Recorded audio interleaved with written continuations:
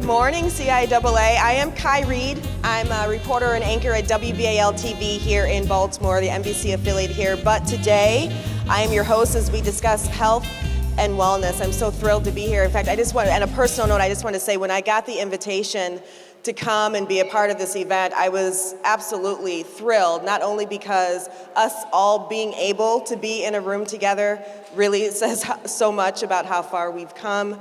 It also says so much about what the important discussions we need to cover today and how far we have to go. So let's get started. First off, I hope everyone's been enjoying CIAA. Baltimore really has so much to offer. Camden Yards, Power Plant Live, I hope you all have had a chance to check some of that stuff out. And I know that we still have a couple of days and there is plenty of time to see everything but Baltimore is a treasure, it really is. I'm from Chicago. I moved here 12 years ago and I can say now that Baltimore is home. So thank you all for being here. We really appreciate it. So we do need to thank some of our local contributors before we get started who made this all possible. Care First, Johns Hopkins, University of Maryland Medical System, and Art of Balance Wellness Spa. Thank you all.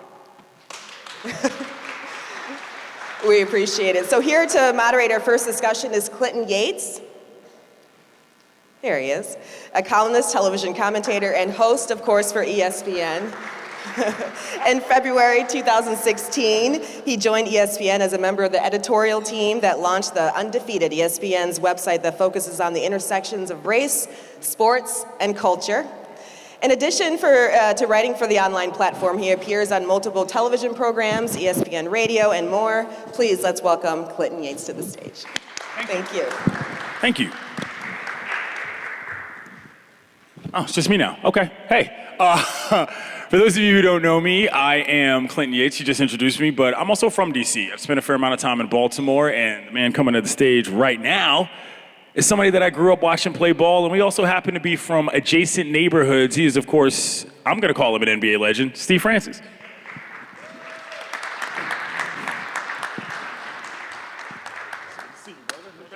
All right. So, some quick backdrop.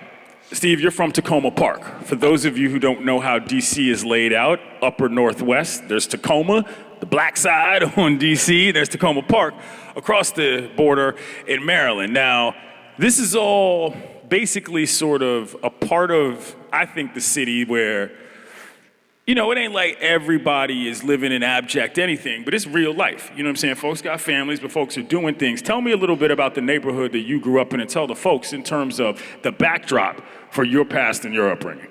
Thank you. First of all, I'd like to thank God for having me here today, everybody that's in this room. For me, along with yourself, just growing up in Tacoma Park or any urban neighborhood, it was pretty much the same. It wasn't like people were getting killed every day, but the mental struggle, and when I say the mental struggle, the cycles of the welfare system that, you know, our parents were stuck in. So, you know, it was like days like this, a gloomy day like this. It was a lot of those, you know, growing up, and it wasn't always sad though, at all. Junior college, then most people found out about you when you were dunking on cats in Maryland. You end up in the pros. You're going from on the block to on the scene in a major way. The reason I ask that is because there's so many different stops of life where I think a lot of us are put in positions where you just got to figure it out. You know what I'm saying? So I'm gonna ask you, starting with JUCO, what was that journey like for you, just in terms of what you were trying to do with yourself and keeping your motivation hot? Well, for y'all who don't know my journey, I actually attended 6 high schools before I even attended junior college. And like I said, growing up in Tacoma Park, the poverty-stricken area that I grew up in, it forced us to move from Washington, D.C., from uptown to southeast to Montgomery County. So I was always evolving at every stop that I had in high school. Growing up, you know, I had a stellar, you know, middle school career, but again, not having the father figure in the house, going to high school, all of those things went out the window. So I went from being a highly touted middle school player that could have went to DeMatha, Gonzaga, Good Counsel, Bullets. WCAC, some people call it the best athletic high school conference in America. Big time programs, put out a lot of pros in a lot of different sports for those who don't know. So when they came to the hood, I thought it was great. I took those visits to those schools. Didn't think that I could fit in, not because of my academics, because even though I grew up in a tough neighborhood, my academics were great. But it was more about the stability. Like, can I be around these rich kids and I'm not one of them? So I was kind of skeptical of, leaving the norm and not going to public school. So that was a hard decision for me at a young age. Yeah.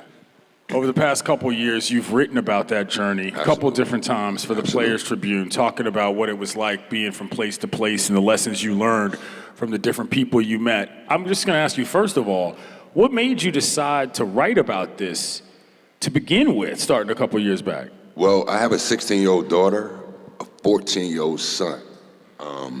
And as I said and I say to everybody, I was forced to play basketball to get out of Tacoma Park. I had to go to the gym. I had to do all these things if I wanted to beat that curve. I had to get in a different car than my boys got, and my boys stayed in that drug dealing car.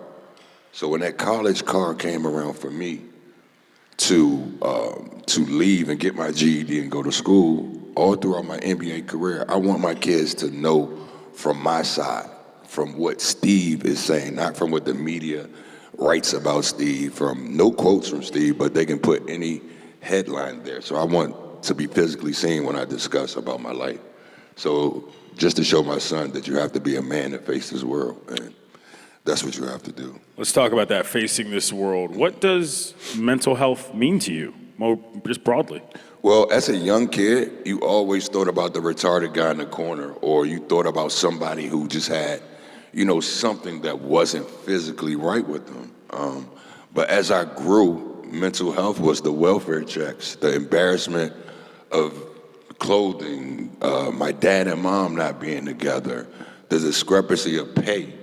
My mom is a nurse. All those things. So as you said, what made me think about it now, it's not like I'm writing a book or trying to make money off of it, but I'm witnessing so many things that are going on that I think that with my voice I can help.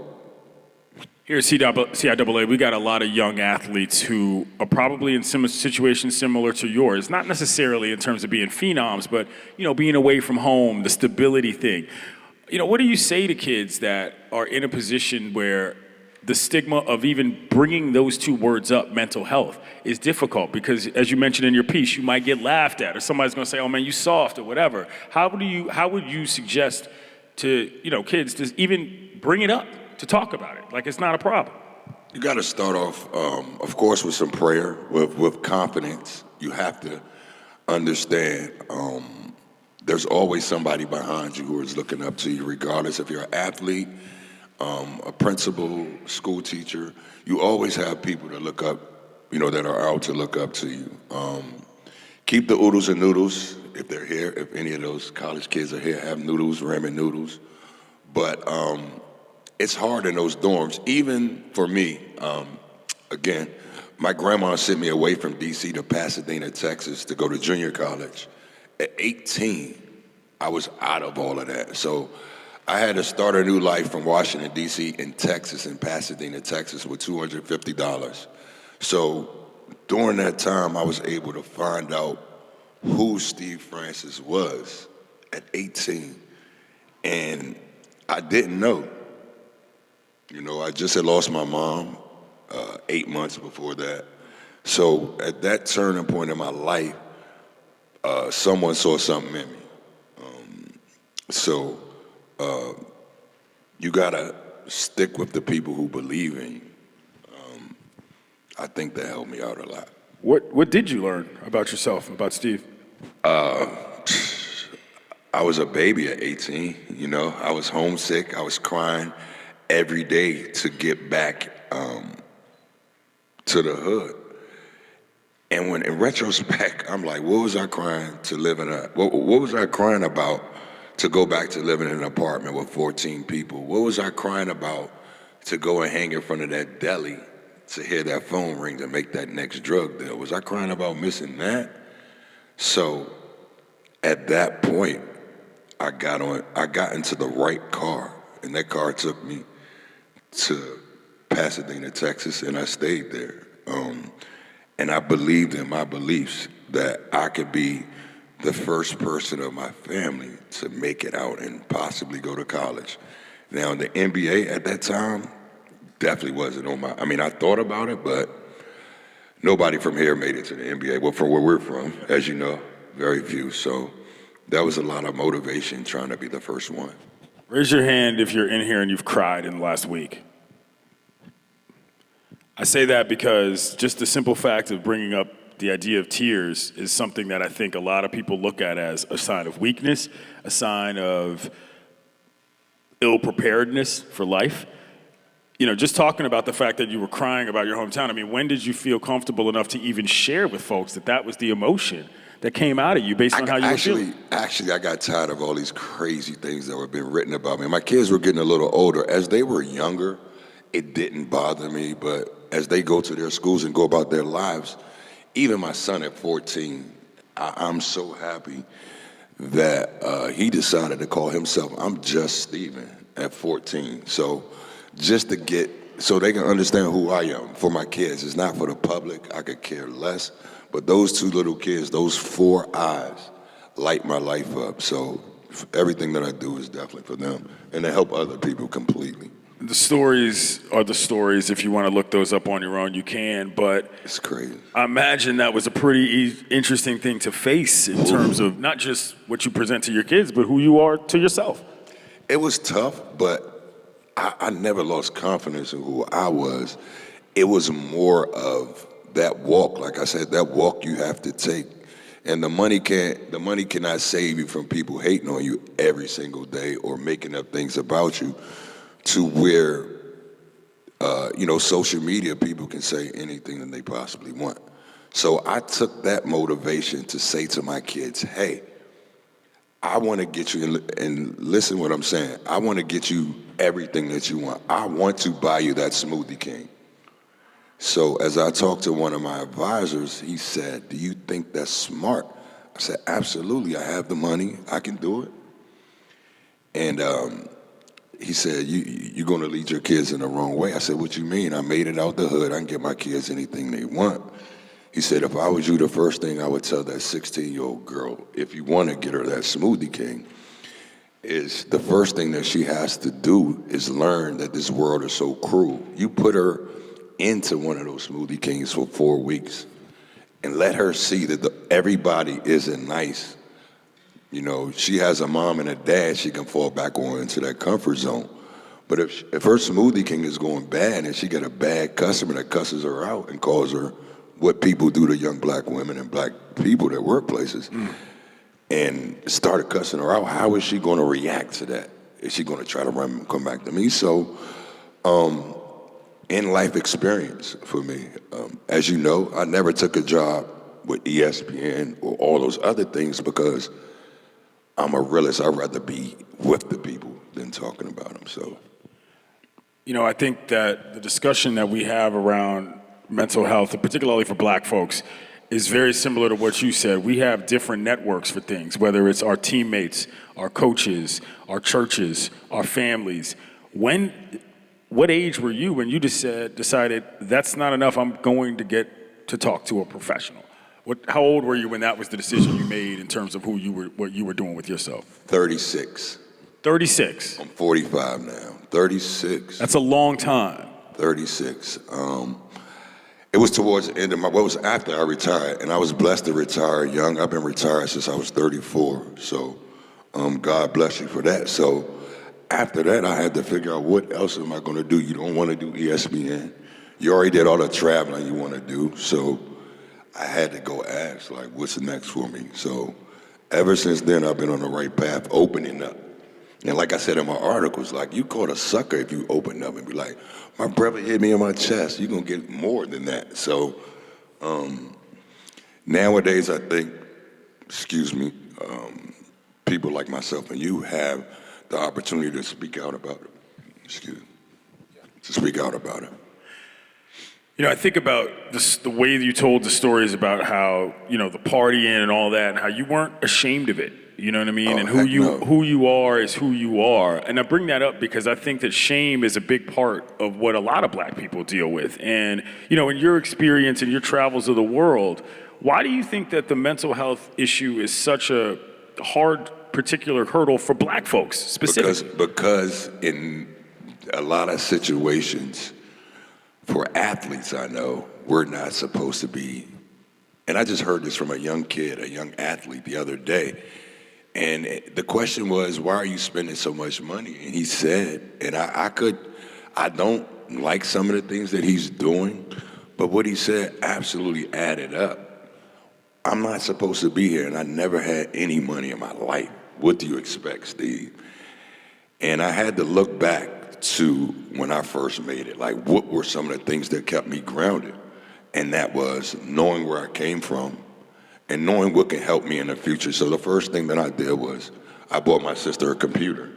And I explained that story to him why I did that. So hopefully that can resonate with some of the younger guys. But I think that's for males in the young black community. We all have to live up to those guys in our neighborhood. We try to be better than those guys, but we don't ever look for other outlets outside of our community.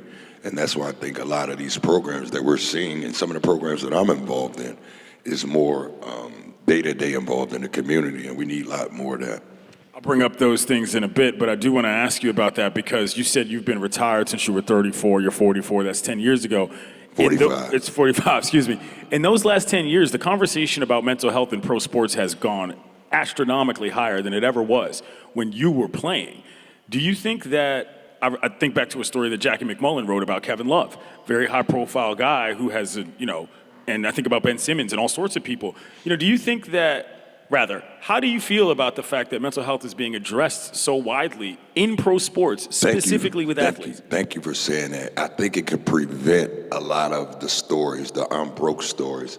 I think it can prevent a lot of the family issues that a lot of athletes, the stress of your phone ringing 100 times a day about I need this, I need that. But as you said, by more athletes, not only basketball players, football players, and even all athletes are opening up about some of the times when they had that funk in their career, which we aren't allowed to have funks in the public eye. We are not allowed to make a mistake without it being ridiculed to the utmost, to where people attack your family, attack your personality and things like that.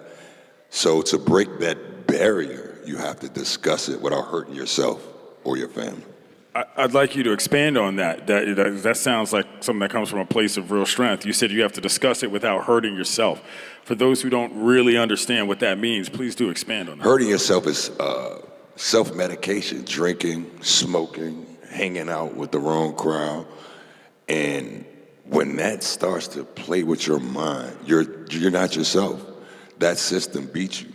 And for me, I caught myself, like I said, at that age when I had nothing to think about but, time on my hand.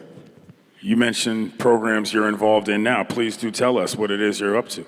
Well, like I said, I grew up in Tacoma Park. Before I was drafted, all I could think about, if you're going to make it to the NBA, what are you going to do for the next generation? I talk with so many people about what to do. Of course, all my friends, open a club, let's do this, let's do that. Tried those things later on in life, and none of them stuck down. But the first thing that I did was donate it to my Boys and Girls Club, the Tacoma Park Boys and Girls Club, where I grew up. Those coaches sacrificed Monday through Friday from 5 to 8 o'clock for me for several years, myself, my friends. So I donated and began the Steve Francis Foundation June 30th, 1999, the day that I was drafted. And to this day, that's been the longest standing thing that I've done in my career, stay true to my foundation.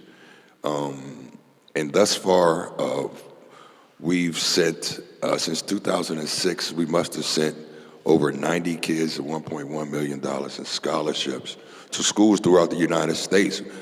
Again, thank you. Again, you won't hear about that unless I tell you, because I'm not one of those colored people, not colored as black, but the colored people that they want to show. So what do?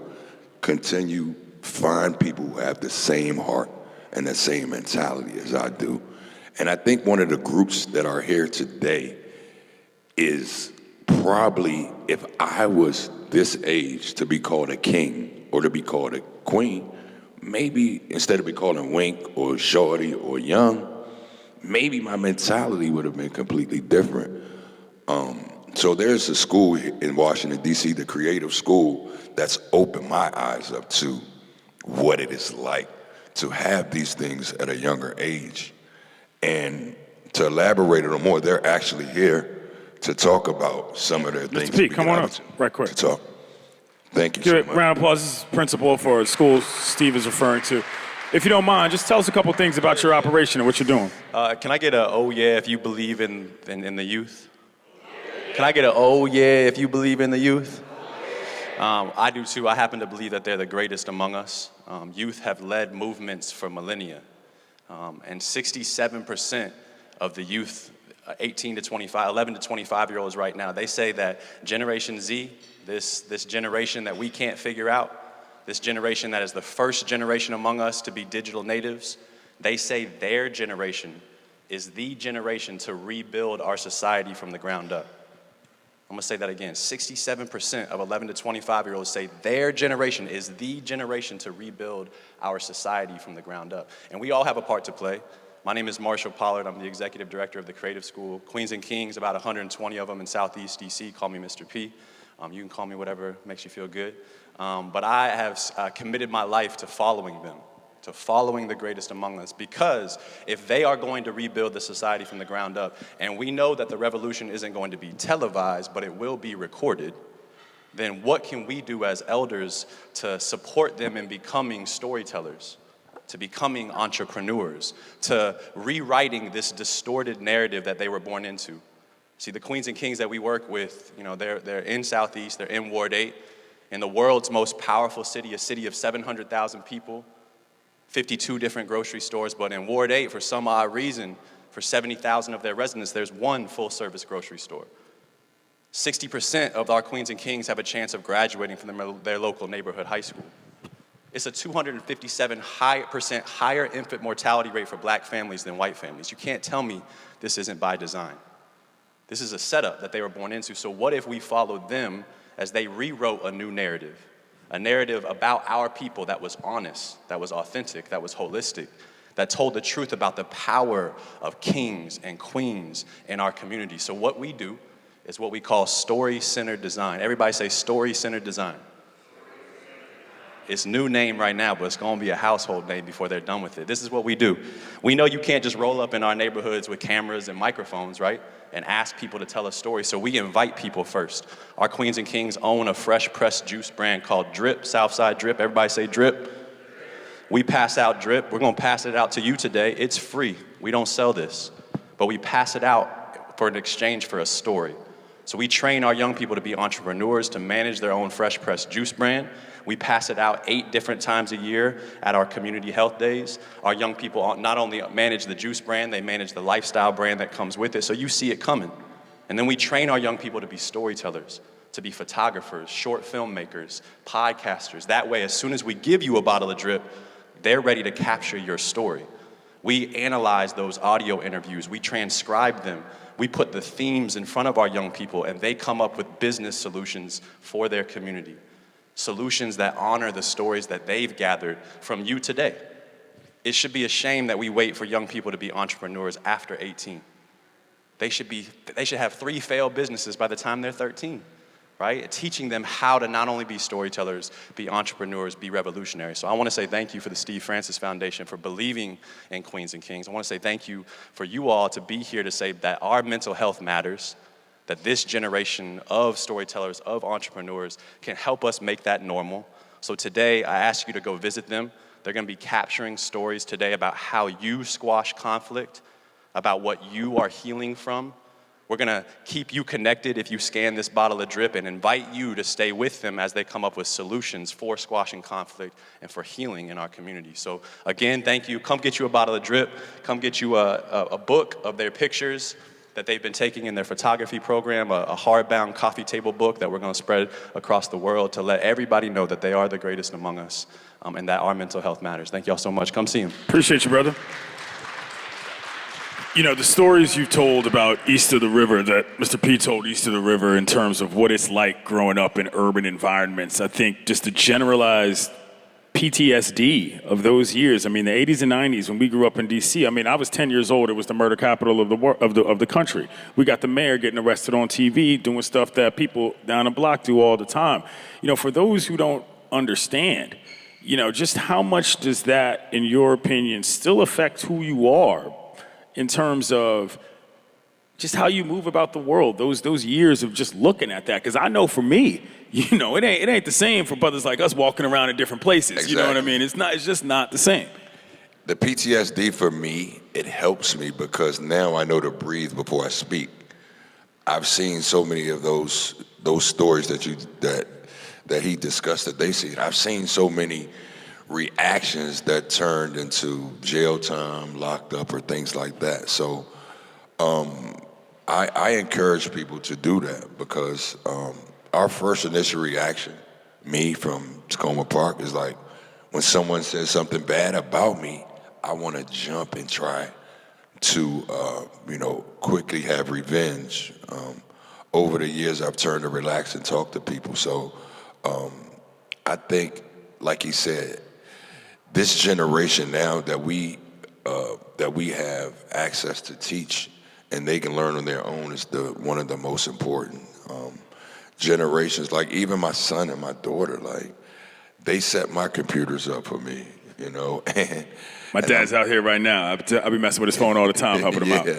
So I'm happy about those things. So yeah. You know, this is sort of an aside and a bit of an editorial, but I just want to make sure that y'all hear this while we're here. You know, you talked about the coaches in your life at the Boys and Girls Club.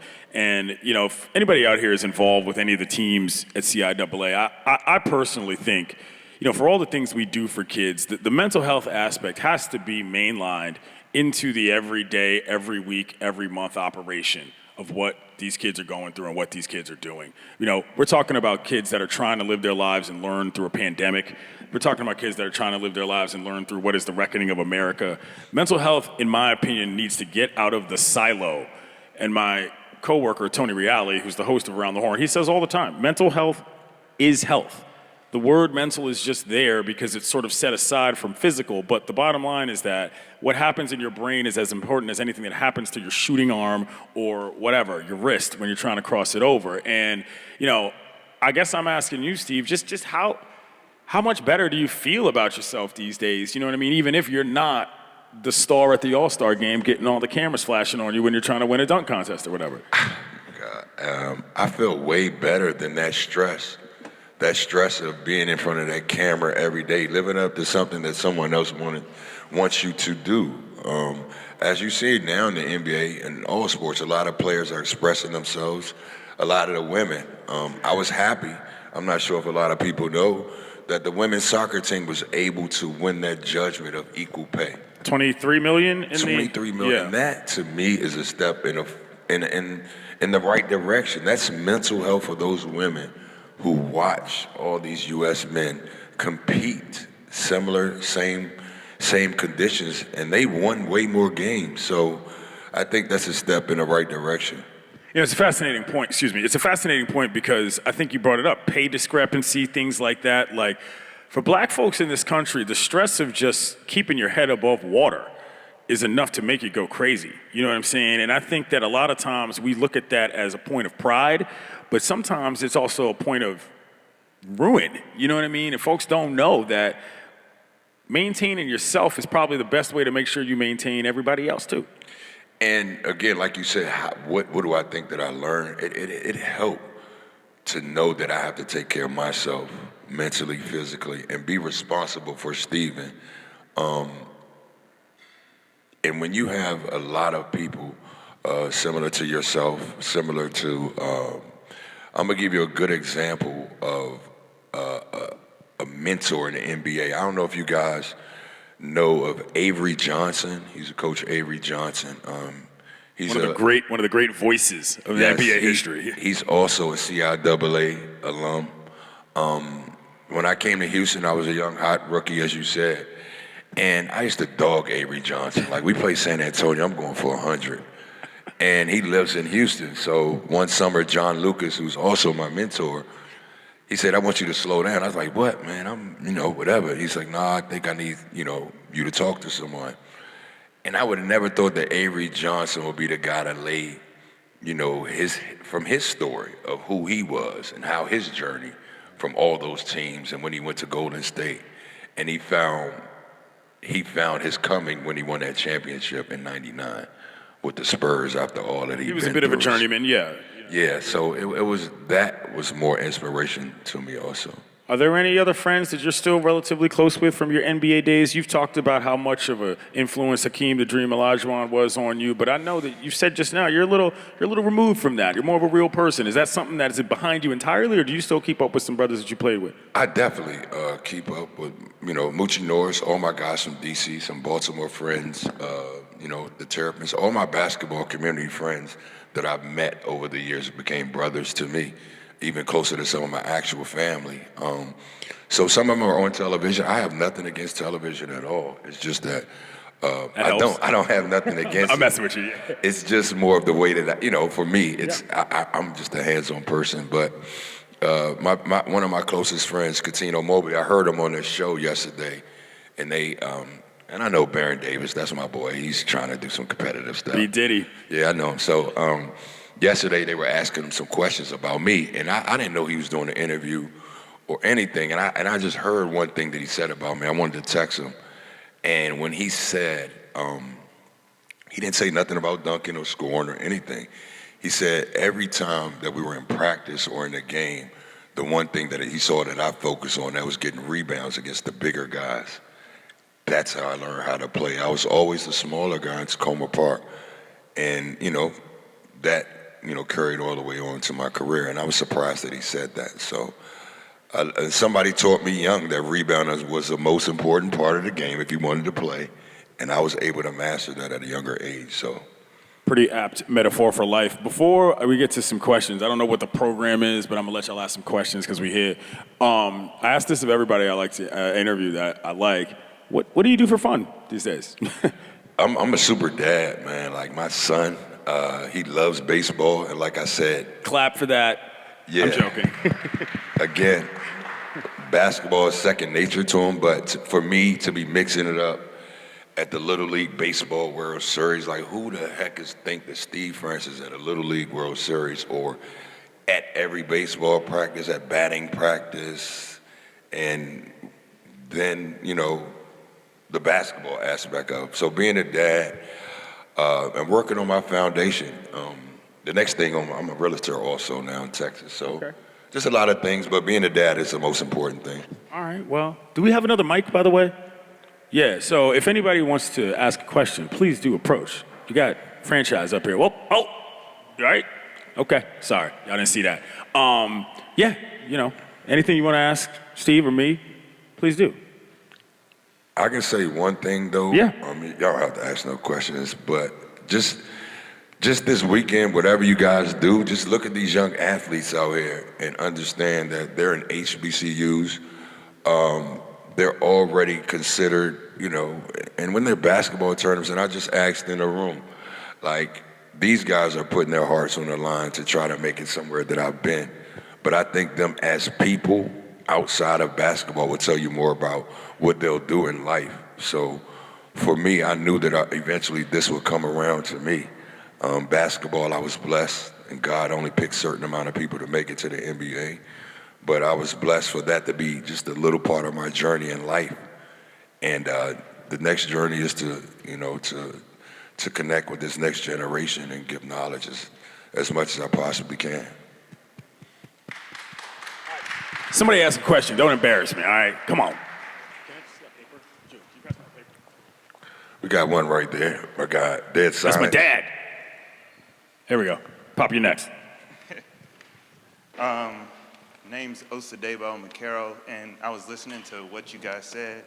Amazing that two black men are on stage talking about mental health, because that's a big Thank you, brother. deal. But to what you said earlier, first off, I'm from Houston, Texas, so you a major dude to all us from the H. But if you were younger, I know that we're grown now. We're elders now. We can go to a counselor and not have to deal with the scrutiny of social media, Instagram, your best friend saying, why are you going there? If you were younger, who were you listening to in regards to your mental health? Was it really your friends? With both of you guys, in the different situations that you were in, was it your parents? Was it your legal guardian? What do you think would have been the voice to connect you, to move you in the right direction of mental health? That's a great question, and I know a lot of athletes will tell you they're coaches. I mean, we love our parents. You know, at 80s and 90s, we was getting butt whipping, so we don't want to get a butt whipping at home, but we know our coaches are going to be there to comfort us. For me, my coach was a DC police officer. He ran the beat at 27 years old. So he was telling me in 4th grade, hey, you want to hang out with those guys? So I was warned by him, and then also our local recreation department was a pastor, Pastor Calvin Avan, who I still talk to this day and is in my foundation. Again, the social media and the embarrassment of bringing it up, I know it's still there for these kids, but we have to continue to have these type of discussions so they can feel comfortable with coming out. As you see, when women and men from every walk of life, like you said, over the last 10 years are starting to open up about it, and hopefully we can touch it.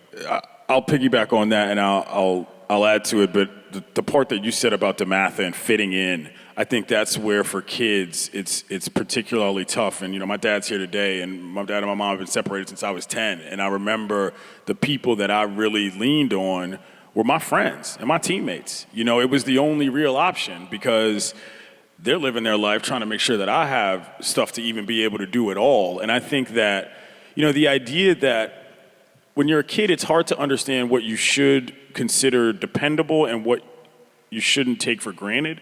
You know what I'm saying? And I think that's where the part of just understanding yourself is really important. You have to be able to be truthful with yourself about what's going on because you don't know what people's lives are like. You don't know how you're going to fit in with everybody.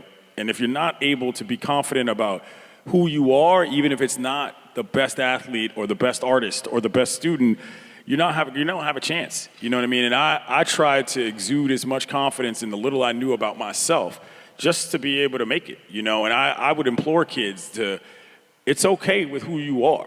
You just got to make sure that who you show people is what's really inside. And that's the hardest part about all of this, if you ask me. Any more questions? Pop.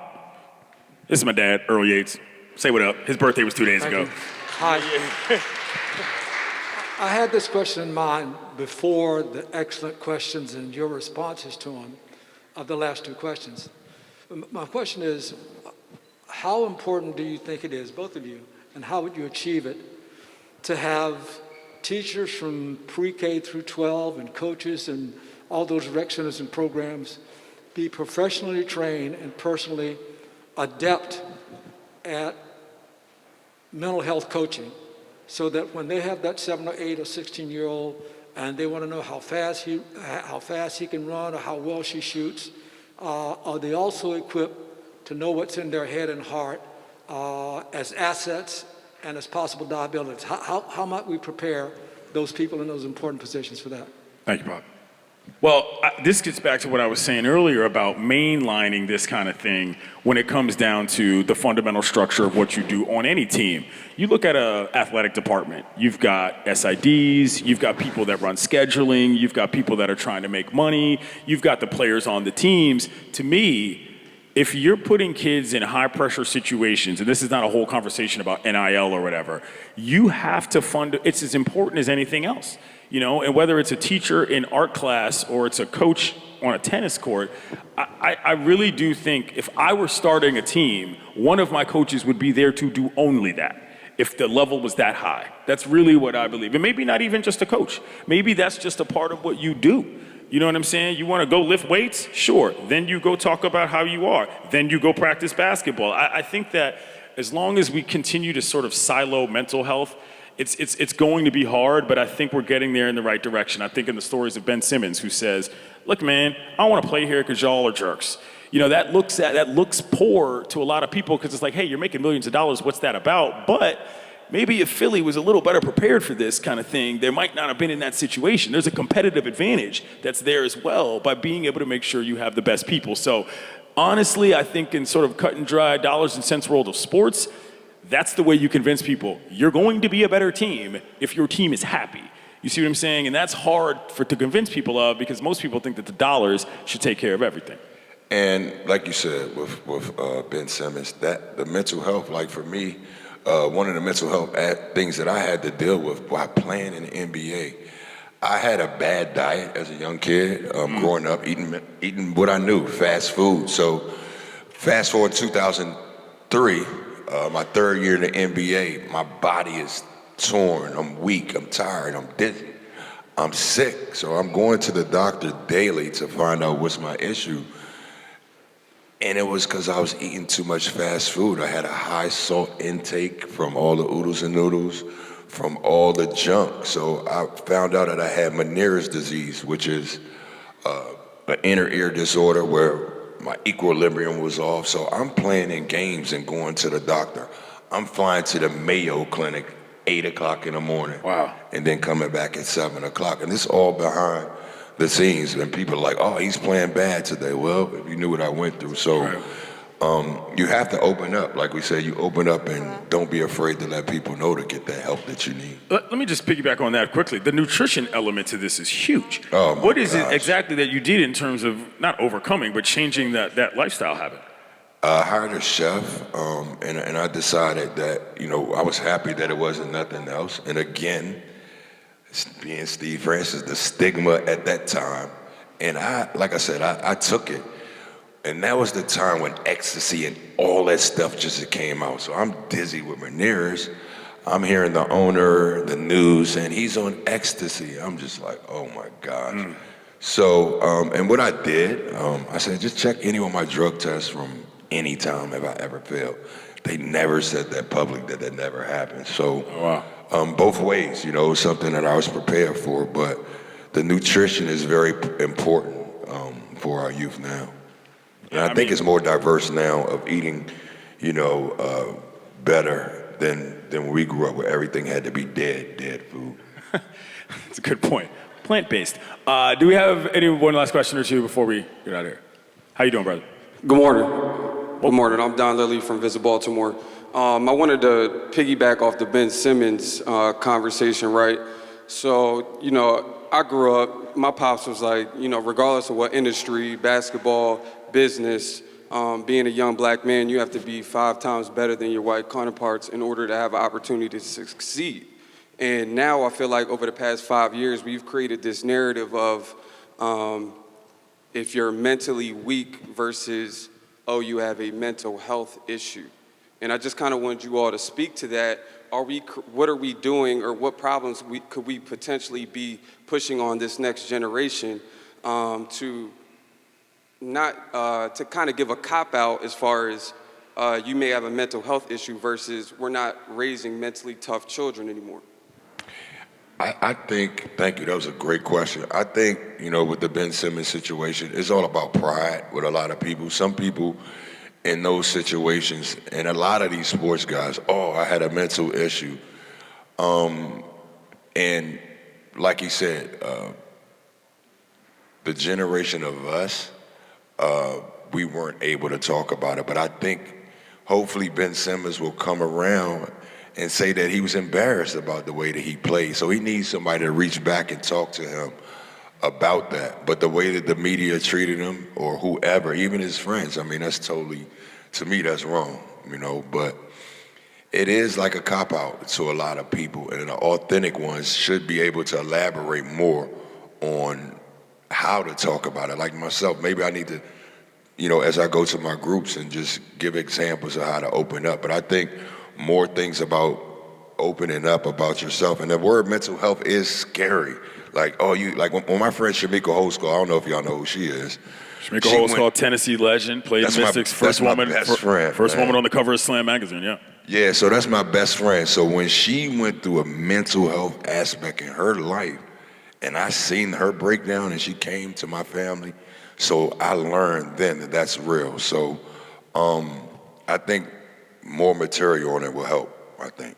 Yeah, I agree, and I don't want to jump on you for using this word because it was necessary for the example, but I think even just the verbiage of the word cop-out is kind of the issue with stigmas that we have, is that there's the siloing again. It's either you're okay or you're not, and this you're not means you're over here. And to me, that's what the definition of stigma is, in terms of believing that because it means one thing to you, that it sort of has to mean the same thing to another. And that's why I think that the entire, I don't want to keep repeating this point, but the entire mainlining of the concept of knowing who you are is more important than just signaling to me, is this person mentally well or not? Because what does that even mean in terms of the context of what they're able to do? Who knows?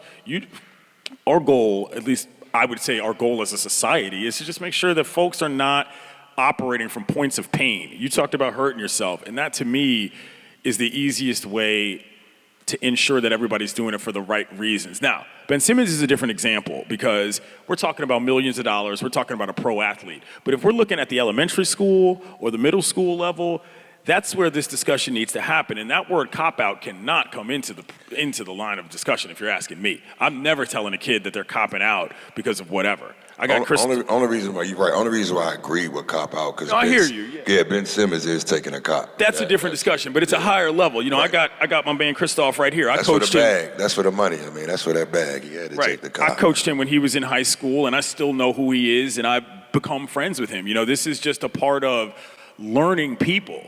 It's a different thing in pro sports. It's a business. The relationships are far more transactional. And I think that if you add the mental health element to something that is already very transactional, you're going to get an unnecessarily transactional view of what it is, when that's not what it is. You know what I'm saying? It starts at a lower level. It's more about the soil than it is the flowers. Church. We'll take one last one. Yeah? Good morning. Is your mic on? Hold on. Okay. There we go. Thank you for being here. My name is Sherry. I'm also from Houston, Texas. Steve, I wanted to really talk about your journey with JUCO. My boyfriend is a coach at CCBC here in Baltimore County, a basketball coach, head coach. And what I've noticed is that there's a huge... Is that Cecil County? Excuse me. Is that Cecil County? No, CCBC, Community College of Baltimore County. Okay, yeah, okay, all right. Mm-hmm. What I've noticed, because I listen to all the phone calls, I volunteer, I do everything with the team, there's a huge struggle with mental health with these kids, these young men. Oh, wow. There's a huge struggle because they struggle to get to a four-year school. They struggle academically. They don't have the parental support. How did you succeed and overcome in that JUCO arena? Because it's really tough.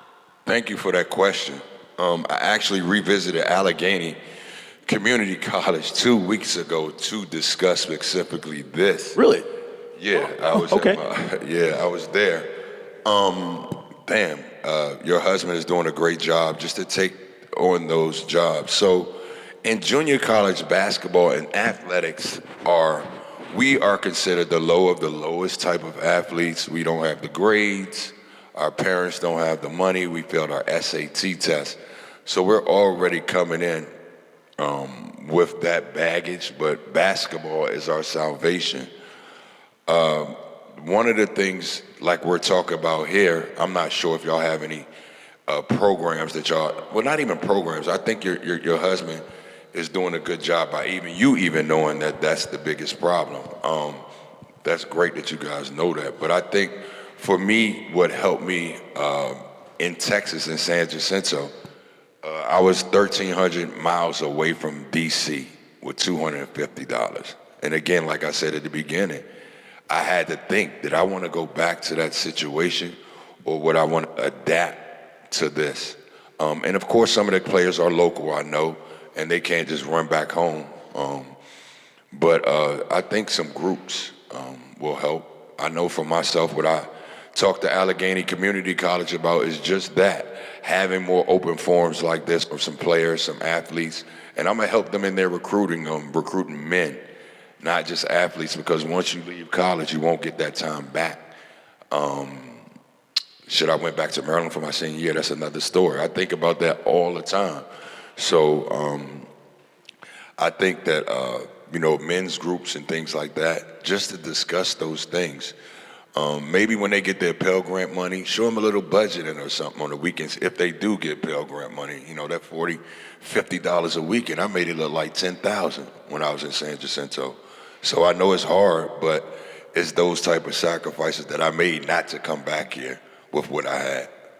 I'm only going to answer this because I deal with a lot of guys that play at lower levels in the minor leagues and JUCOs, and this kind of thing is the same type of mindset. It's just, how do I continue to survive? And that's where I return to the point, and this is the last thing I'll say, but if you know who you are, it's a lot easier to confront other people you don't know in terms of all your challenges. And that's where, again, coaching to me is so much more than being able to teach somebody how to hit a ball or how to dunk or how to rebound. It's about establishing a relationship with somebody that you can provide and be an ear in a two-way street that allows people to feel validated. I mean, that's really what it's about. If you don't understand your own agency, you're not going to be able to achieve at anything. And I would implore anybody out here who's involved with coaching or any sort of mentorship programs, just let people be themselves. You know what I'm saying? Because that's ultimately, they're the only ones that can do that. And that's kind of the whole point, what makes the world go around. So I appreciate your husband for doing all the good work. And, anyways, it's not easy, but that's what it is. I say that because, I asked a lot of people to come here because I wasn't sure that I was going to be able to do this by myself, quite frankly. You know what I mean? And there's a reason why these folks come out, because I show up for them and they show up for me. And that's, I think, what the most you can ask of any coach or any mentor or leader in your life. So the truth comes out, y'all didn't come to see me. But no, I just want to commend any coaches that are in here that are in youth sports, man. It means a lot to us. I'm one of them. I'm one of the kids that you guys help. I'm one of those guys who was taken care of when I went to an AAU tournament in Indianapolis or Florida. I was away from my comfort zone, and that whole aura helped me survive to be able to tell stories like this. And once again, I just want to thank you. Yeah, you're welcome. Again, I'll meet you at Tacoma one day. Hey, man, you just say, I'm going to hang time tomorrow. We're going to the barbershop. We'll have to see. Just want to thank you guys. And definitely check out my foundation website if you want to check on the progress of, some of the things that I'm doing, some of the upcoming things, SteveFrancisFoundation.com or Instagram at SteveFranchise, at Steve_franchise3. Thank you guys so much, and hopefully that we can continue to have open conversations. Absolutely. On behalf of CIAA and the city of Baltimore, Steve Francis, ladies and gentlemen.